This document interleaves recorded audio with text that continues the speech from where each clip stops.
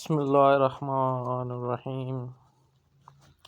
قال حضرت علی علیہ السلام، بے شک سب سے زیادہ ثواب ملنے والی نیکی، احسان اور بلا شبہ تمام کاموں میں نیک انجام والا کام صبر ہے۔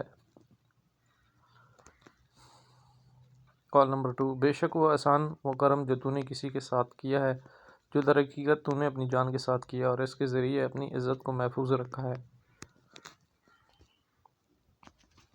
قول نمبر 3، بے شک جو شخص برائی کرے اس کے ساتھ بھلائی کرو، لوگوں کے قصور بخشش سے ڈھانپو، کیونکہ معاف کرنا بہت بڑی تعریف کی بات اور فضیلت کا عنصر ہے۔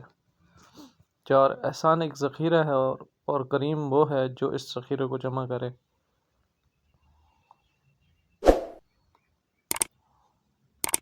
5، جو شخص لوگوں کے ساتھ احسان اور نیکی کرتا ہے اس کی سب تعریف کرتے ہیں۔